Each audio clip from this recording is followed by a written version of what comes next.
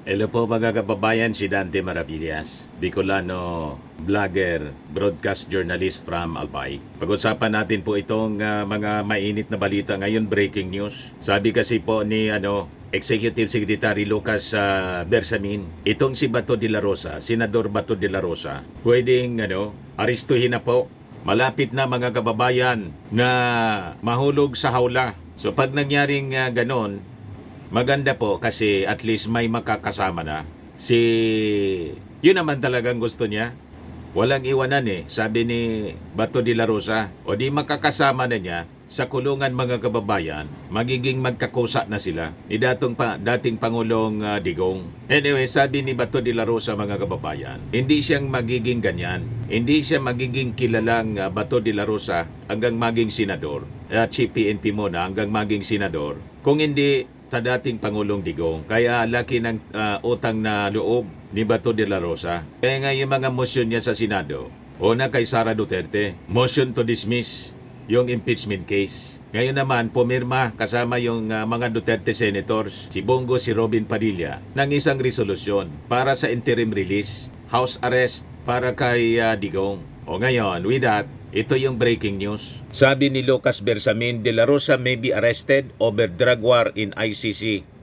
If ICC asked, nagpaparamdam na po mga kababayan yung Palasyo Malacanang na malapit na po. At pag-usapan din natin ngayong umaga dito sa ating episode na to, confirm po yung pinakalat na police report mula sa LA. Nasabi dawit si First Lady Lisa Marcos na pinakalat po ni Bobby Tiglao, isang veteranong journalist na naging fake news peddler na.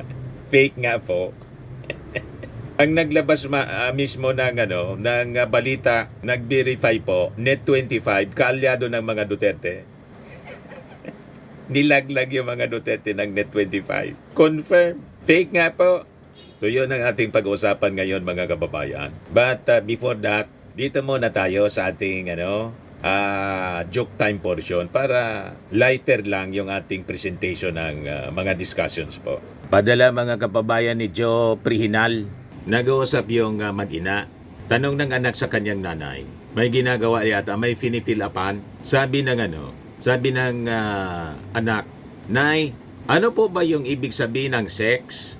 Sabi ng nanay, ay, iyan anak yung ginagawa ng mag-asawa para ipadama nila yung kanilang pagmamahalan. Sabi ng anak, ang haba naman inay, ang haba naman anya. Paano ko kaya pagkakasyahin siya sa aking biodata?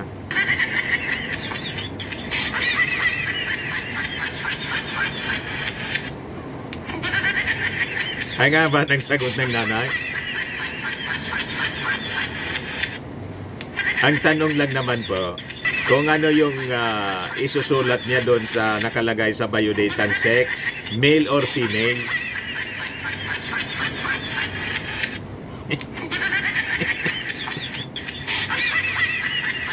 Iba yung pumasok sa isipan ng nanay. Nagpi-fill up lang ng biodata. Mali yung pagkaintindi. Hindi kasi maliwanag yung tanong ng anak. Ayan tuloy. Iba yung pumasok sa isip ng kanyang nanay. Ang haba niya ng sagot ninyo. Hindi kasi sa biodata ko.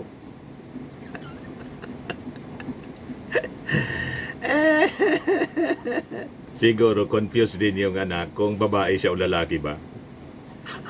Nagtanong pa eh.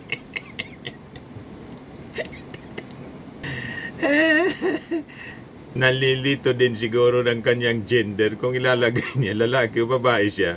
Anyway, matik na po, 200 pesos. Padala niyo po yung inyong GCash number. Kasama ka na rin dito sa ating monthly draw. Pag nabunot, 5,000 pesos. Pag hindi, sa December po, grand draw, 10,000 pesos yung cash prize. Di ba, balik tayo dito sa ating topic mga kababayan. Kung saan, sa tingin natin, ito yung tinatawag na writings on the wall. Nang ibig sabihin mga kababayan, your days are numbered. Di ba? Palapit ng palapit ang araw mga kababayan na si Bato de la Rosa ay libre pang makakagalaw. At malamang sa malamang tama yung sinabi po ni Attorney Cristina Conti. Mamaya ibigay ko sa inyo kung ano yung sinasabi ni Attorney Cristina Conti in relation dito sa possible arrest ni Bato de la Rosa. Meanwhile, ito muna pong balita dito, kalalabas pa lang po, mainit-init pa. Yan 2 hours ago lang po, mga kababayan. Isang malinaw na pahiwatig. De la Rosa may be arrested over drug war if ICC asked, sabi po ni Bersamin. Ako ang reading ko po, malamang hawak na ng Interpol, hindi magsasalita na ganito without reliable information na nakarating sa Palasyo Malacanang. At I think may inside knowledge din po si Attorney Cristina Conti, yung abogado, mga kababayan na tumutulong sa mga biktima ng crimes against humanity, ng AGK. Siya yung unang nagsalita nito several days ago, na-interview siya, mga kababayan. And this is statement ni Lucas Bersamin, mga kababayan, nagpapakita malapit na. And I think baka biglang mag-disappear na lang po si Bato de la Rosa. Di ba? Kasi yung plano niya na humingi ng proteksyon mula sa Senado, malabo po yon na maproteksyonan siya ng Senado. Alangan man dyan na siya titira sa Senado para hindi siya maaresto. Di ba? Kahit pa sabihin, mga kababayan, na suportado siya ni Chis Escudero. Chis Escudero, pwede siyang pagbigyan, mga kababayan. Siguro, during sessions, hindi siya pwedeng maaresto. But after the sessions, alangan man hindi na siya uwi, dyan na siya titira po. Siguradong susunduin siya ni General Torre. At si General Torre hindi po pasisindak. Hindi nga nasindak ni Digong. Si Bato pa. You see? So yun ang nakikita natin. But with this story, baka hindi na po lumabas. Mag-disappear na lang po si Bato de la Rosa tulad ni Ping Lacson noon.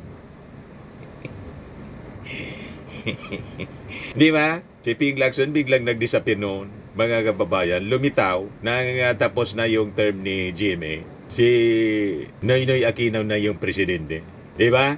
Yan sabi dito ni Executive Secretary Lucas Bersamin sa interview ng Kyodo News, na ito anyang si Bato de la Rosa would receive treatment similar anya to what we did to Duterte, who was arrested by the Philippine police in March for alleged crimes against humanity over the killings following a warrant issued by the court in The Hague.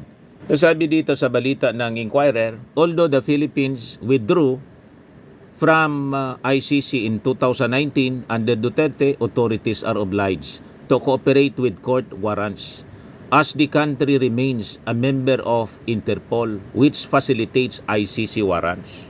Bersamin, a senior member of Marcos' cabinet, spoke after De La Rosa won re-election with the third highest number of votes among contested Senate seats in the Philippines midterm elections in May. So sabi po ni Lucas Bersamin, if there is an Interpol notice anya, we proceed. But if the Supreme Court comes out with a ruling that says you must afford full due process before you surrender anyone, that's what we are going to do. So, kung ano ang sinasabi sa batas, yun ang susundin ng Palasyo Malacanang. Malinaw na mensahe, mga kababayan, kay Bato de la Rosa and the rest of the officials of the previous administration. Sabi nga kasama si Sara Duterte. Iwan ko kung dito sa posibleng ilabas na warrant of arrest kasama si Sara Duterte. Kasi noon, mismong si Sara Duterte yung nagpalitaw ng balita. Siguro tinitest niya yung waters, testing the waters, or nagpalitaw siya ng ganong balita para mag-react yung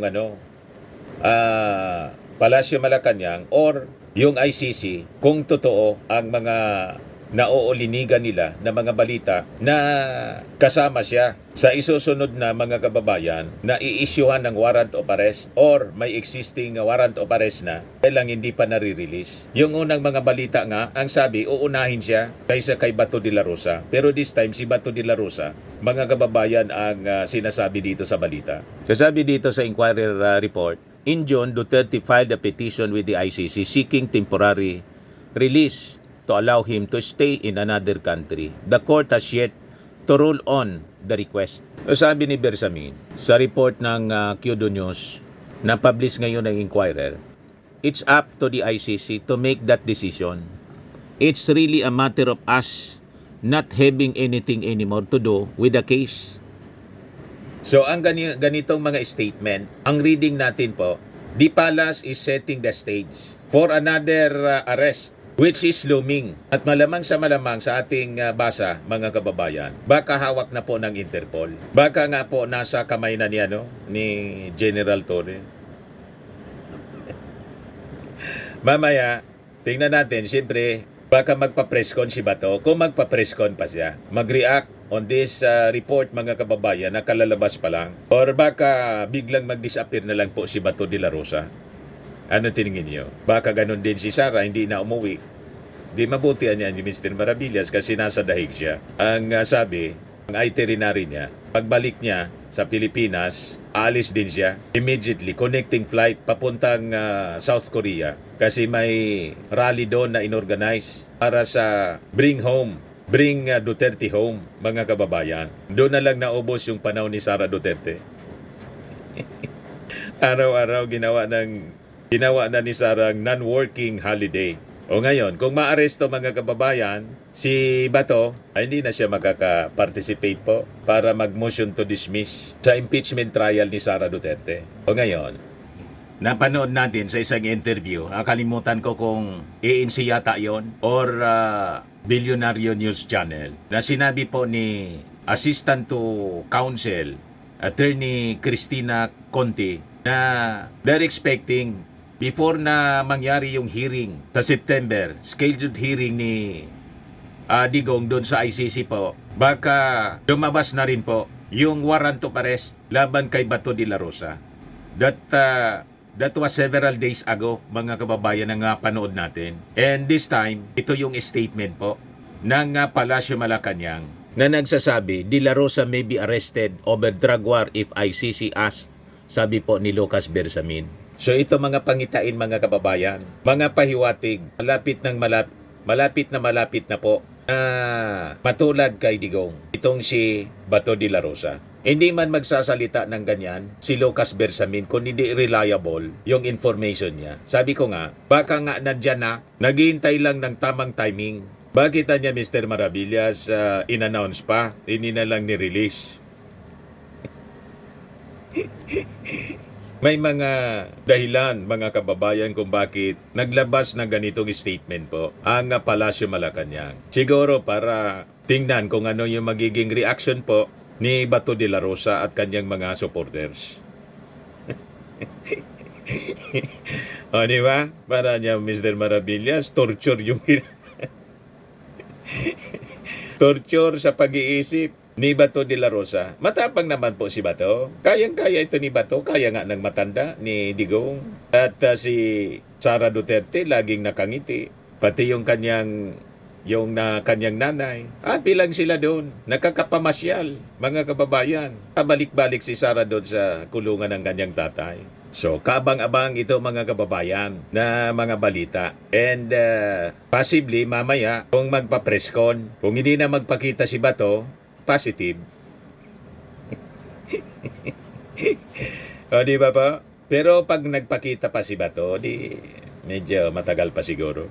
Siyempre, may mga intelligence reports din siya. May mga network din siya, mga kababayan. May mga tao siya na pinagkukunan. Pero hindi umobra po yung kay Digong. Hindi umobra yung intelligence network ni Digong po.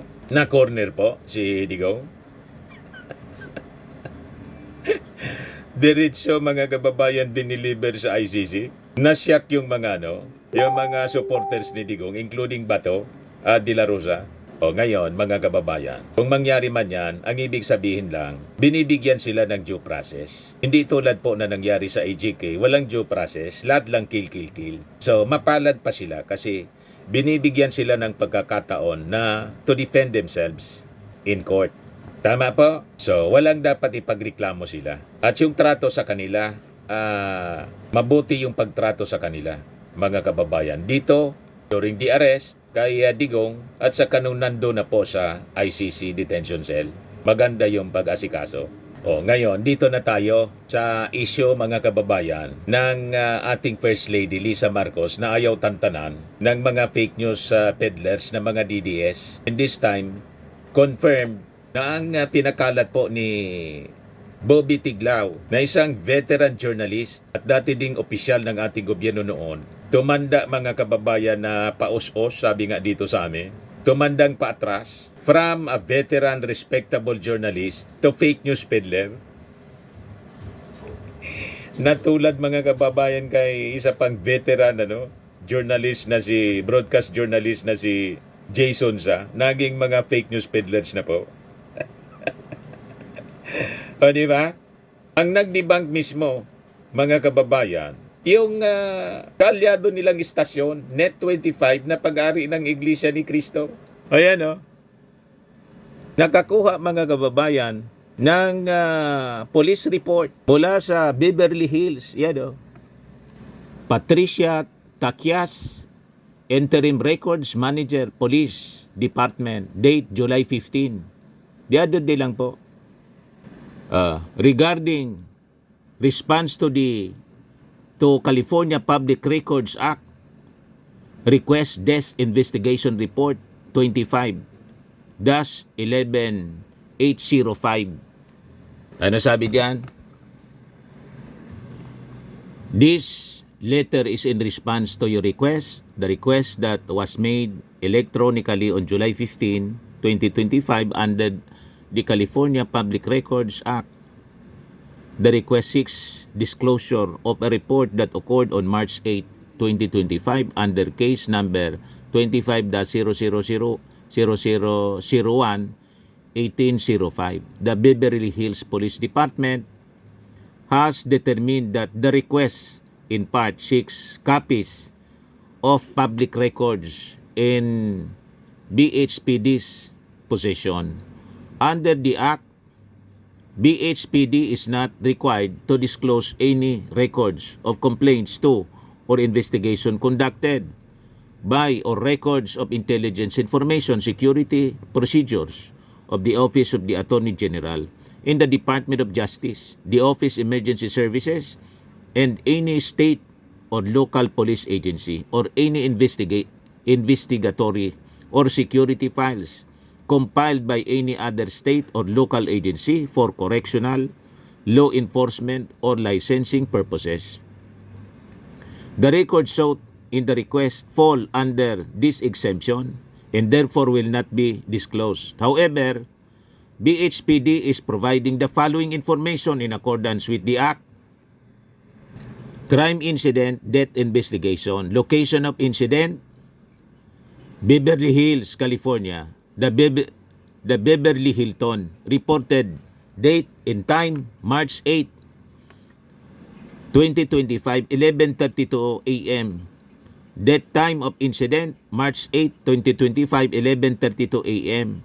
Victim age, Juan Paulo Tantoco, 44 years old. Then sa next page, ito yung mababasa po.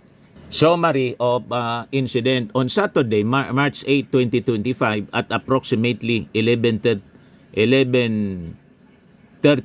hours. Officers were dispatched to the Beverly Hilton Hotel regarding a person not breathing. Officers entered room and observed hotel security performing chest compressions on an unconscious male subject.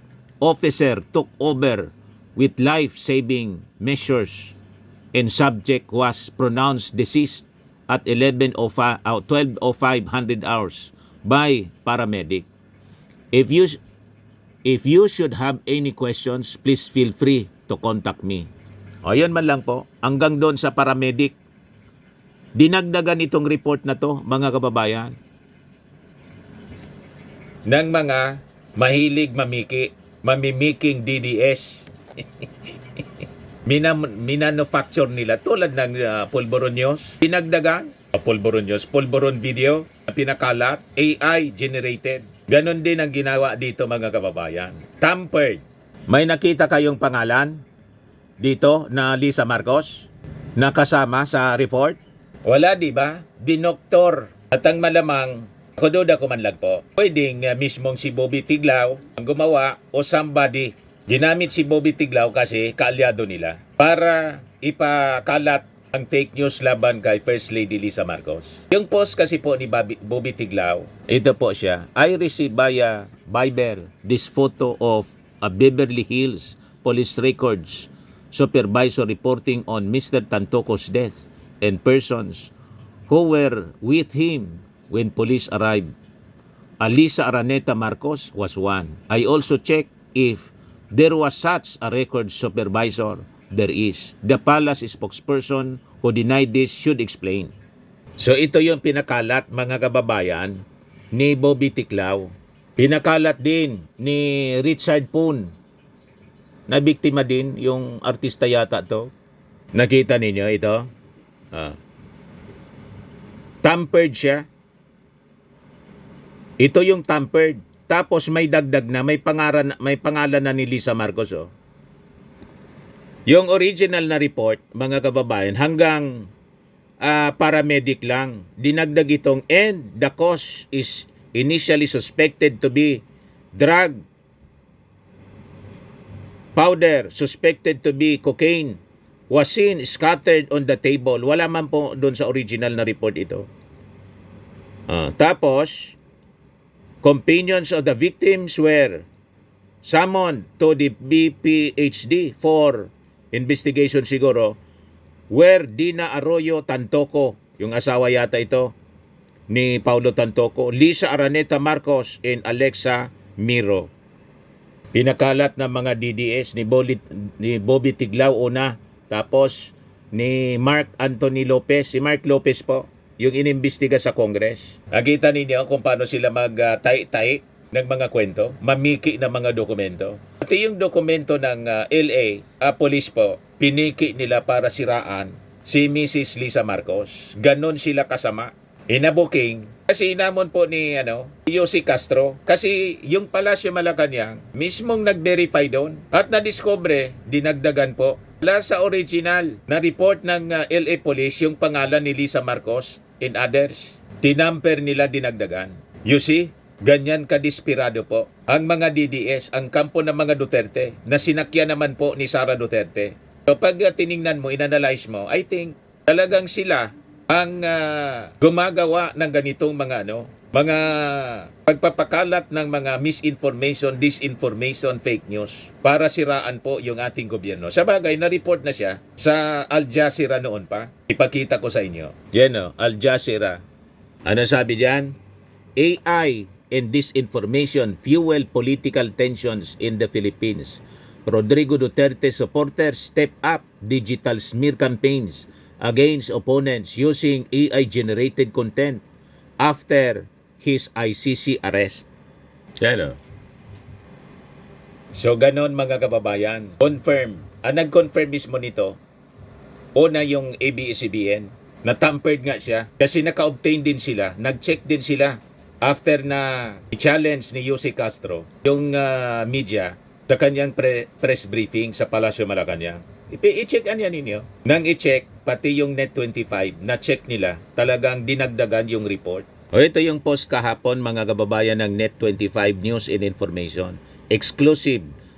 Nakakuha ang Net25 News and Information ng original copy ng Beverly Hills Police Department or BHPD letter report sa kaso ng pagkamatay ng businessman na si Paulo Tantoco.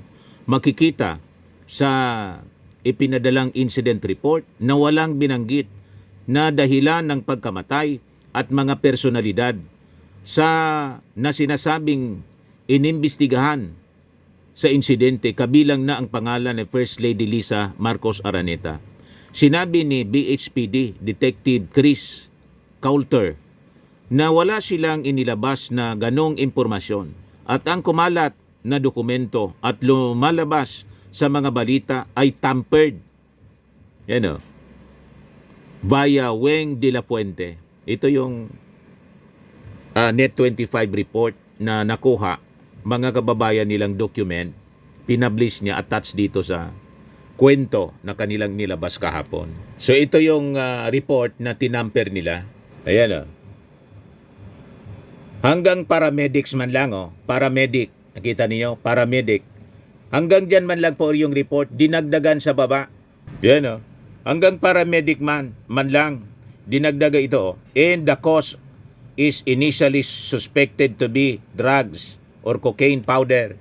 Ganon kadesperado mga kababayan ang kampo ng mga Duterte sa paninira po sa First Family kay Mrs. Lisa Marcos para idikit mga kababayan dito sa issue ng droga kasi yung issue nila, narrative nila, bangag, hair follicle test. Yan ang laging challenge. Pinalalabas nila gumagamit ng pinagbabawal na gamot si Mrs. Marcos at siyempre, ang gusto nilang paniwalaan ng mga tao, pati yung ating Pangulong Bongbong Marcos. Pag naniwala yung mga tao, magagalit yung mga mamamayan, mag-aalsa laban sa Pangulo, patatalsikin sa pamamagitan, yun ang agenda nila ng people power para iluklok si Sara Duterte. Si Sara Duterte, nang lumabas itong fake news, matik po mga kababayan yung kanyang reaksyon. Pinablish ng isa sa kanilang mga mga supporters, mga fake news peddlers. Yan po Ayan panoorin natin. Ka magmayabang, Ante Claire. Ngayon mo sabing fake news. Kailangan pa ba natin paniwalaan Ayan si Sara. ang mga ganitong klaseng istorya na nanggagaling sa Vice Presidente? Tapos nagkaroon ng malaking krimen sa Estados Unidos na merong namatay dahil sa drug overdose. At kung makikita ninyo doon, sa police report ay nandoon ang pangalan ni First Lady sa Marcos na isa sa mga tao doon sa loob. Drug overdose sa hotel room at ang daming nakikita other substance na sinabi doon report ay Kita ninyo? suspected cocaine din. Ay bigla Sinakyan nilang agad po ni kinidnap, Sara Duterte. kinuha si Pangulong Sa kanya pala nanggaling ang fake news. Sabi ni Yossi Castro, sa kanya pala niya nanggaling yung pinakalat na fake news referring to that statement ni Sara Duterte sa interview po sa kanya ng mainstream media. Ito po yung report ng UNTV. 2 months ago, pakinggan po ninyo. Report ng UNTV to. Tahasang pinangalanan ni Vice President Sara Duterte si First Lady Liza Araneta Marcos na sangkot niya sa drug overdose sa Estados Unidos. Ayon sa pangalawang Pangulo, makikita ang pangalan ng unang ginang sa police report na may kaugnayan sa nasabing insidente. Iginiit din ni VP Sara na ginamit lang ang pag-aresto kay dating Pangulong Rodrigo Duterte para ilihis ang atensyon ng publiko mula sa isyu na kinasangkutan ng unang ginang. Nung nagkaroon ng malaking krimen sa Estados Unidos na merong namatay dahil sa drug overdose. At kung makikita ninyo doon, sa police report ay nandoon ang pangalan ni First Lady Lisa Marcos.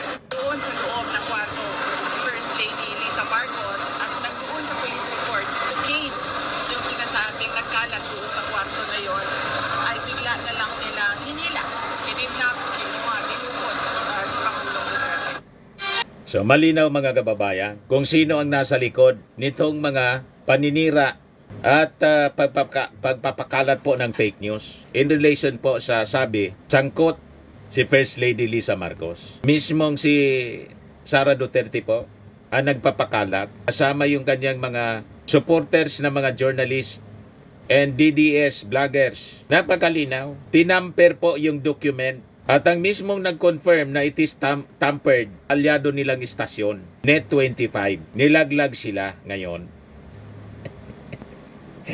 Kita ninyo, mga kababayan, ang gawaing masama po, ang kasinungalingan, may hangganan, nothing concealed which shall not be revealed, or hidden which shall not be made known. O di, nabuking sila ngayon mga kababayan. Confirm na mahilig sila sa pagpakalat ng fake documents, fake video, yung pulburon, fake document, pati yung report ng LA, police report, tinamper po para siraan si First Lady Lisa Marcos at yung ating Pangulong Bongbong Marcos sa issue ng droga. Yan mismo ang report ng Al Jazeera. AI and disinformation fuel political tensions in the Philippines. Rodrigo supporters, Rodrigo Duterte supporters step up digital smear campaigns against opponents using AI-generated content after his ICC arrest. Al Jazeera mismo ang nag-report.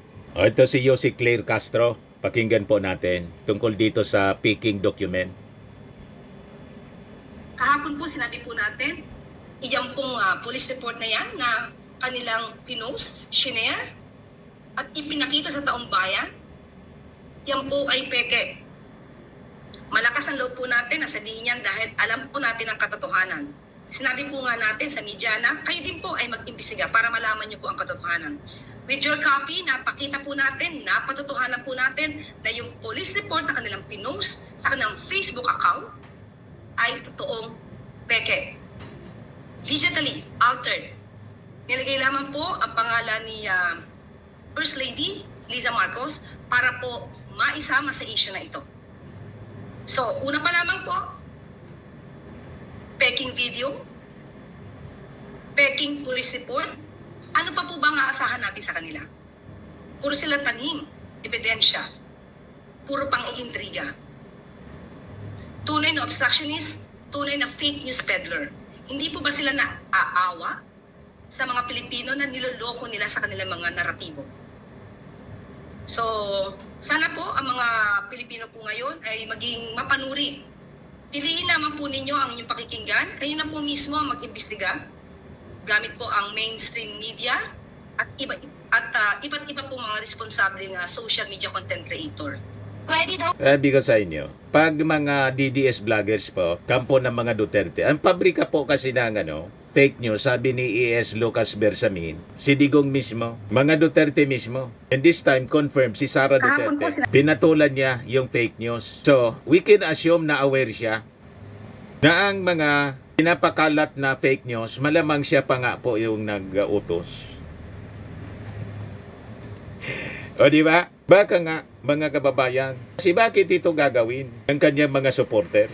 Kung walang basbas, you see, ganon katindi, kasama, mga kababayan, yung mga pinagagawa nila. Pero yung ating Pangulong Bongbong Marcos, unbothered, hindi man po apektado, sige lang ang trabaho. Yan ang ating Pangulo. Walang buwis na masayang pagkatapos ng 10 taon na paradahan, pinaandar na ng PBBM admin ang ilang Dalian trains upang magatid ng ligtas at komportableng biyahe sa mga pasahero ng MRT-3. Yan yung ating Pangulo. Tuwang-tuwa yung mga senior citizens. So, binigyan ng 50% discount sa paggamit po pag sakay sa LRT 1, 2 and MRT-3.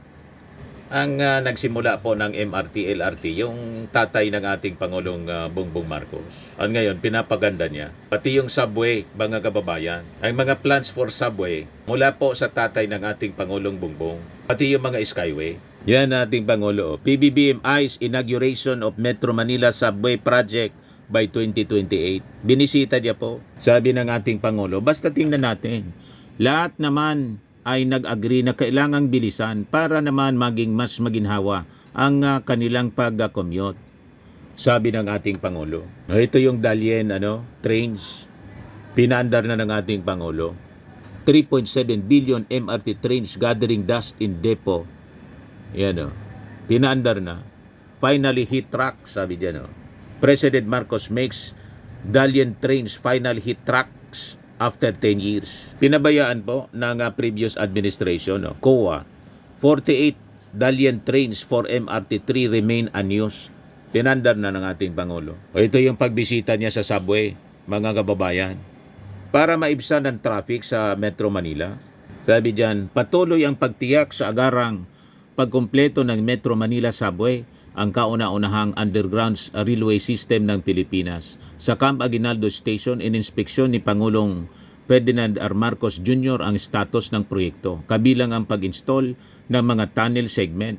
Sa tulong ng subway, nasa 519,000 na pasahero bumabiyahe mula Valenzuela hanggang Parañaque at pabalik ang inaasahang mabibigyan ng mga maginhawang commute. Mabibigyan ng mas maginhawang commute araw-araw. Napakasipag ng ating Pangulong Bongbong habang si Sara Duterte masipag manira at laging non-working holiday araw-araw. Hindi man nagtatrabaho. Nandun sa dahig. Sige pa-interview mga kababayan. At yung pa-interview niya, panira sa ating administrasyon. Laging bukang bibig ang paninira mga kababayan habang nagtatrabaho ang ating Pangulong Bongbong. Kita niya, kaya mataas yung ratings ng ating Pangulo. Tumaas ng 10%. At si Sara Duterte, bumaba yung ratings niya. Tapos sabi sa SWS, pati yung mga taga Mindanao, 52%. 66 sa buong Pilipinas, 52% sa Mindanao. Mga Mindanaoans, gustong harapin na ni Sara ang impeachment trial. You see, sawang-sawa na sila sa isang opisyal na walang ginagawa, kundi manira, tapos ayaw pang sagutin yung mga akusasyon laban sa kanya sa maling paggamit ng confidential funds. Sa mga naghanap ng malinis and spacious fitness gym, pumunta lang po kayo sa aming Colossal Fitness Gym. We also offer Grab Car Rental with our brand new 2023 model ng Toyota Innova. We also accept booking for those who are planning to travel via PAL, Cebu Pacific, and other airline companies, local and international, and bills payment for Meralco Bills, PLDT, Aleco Bills, etc. Ang Colossal Fitness Gym is located at 3rd floor Security Bank Building, Landco Business Park, Legazpi City, Albay. For inquiries, look for Chilon Maravillas, contact number 0966-802-0949. Yan yung aming Innova. Lagi na pong matao sa amin. Pati mga foreigners po, tingnan ninyo, mga British tourists sila. Ang lalaki ng katawan na, mga kababayan, nag-gym sa amin. Ito naman po, Indian National. Ito mga mga European sila. Ito naman yung bago naming product na binibenta online, Eye Glow Serum. Whitening po siya galing sa South Korea. Tingnan ninyo yung epekto sa aking anak na architect entrepreneur, Riz Maravillas. For inquiries, look for Riz Maravillas on FB. Ito naman po yung Firmax Firming and Lifting Cream. Anti-aging po siya. Mainam po siya sa mga pains at paninigas ng mga kaso-kasuan. Ito po, Automax Radiant Serum. Sa mukha naman yung application. Anti-aging po siya. You will look 10 years younger than your age. Ito naman po yung I Am Worldwide Amazing Pure Organic Barley Powder Drink Mix from Australia. Endorsed by Maritoni Fernandez, isang cancer survivor. So gustong magnegosyo nito, mag-message lang kayo sa amin. Ito yung aming business partner sa Australia. Nagnegosyo po nito. Yan, ang dami naming stocks. Message na lang po kayo sa akin, Dante Maravillas sa blog or Dante Maravillas Facebook account. Ang mga health benefits niya, boost immunity, improves digestion, enhances energy levels, packed with antioxidants, prevent cancer. Pwede din kayong mag-message at magpa-orient ng negosyo sa aking anak, architect entrepreneur Riz Maravillas. Sa mga mahilig sa imported bags and wallets, pumunta lang po kayo kay Ma'am Eileen Rosales, i-message ninyo siya. Eileen Closet. Yan si Ma'am Eileen Rosales.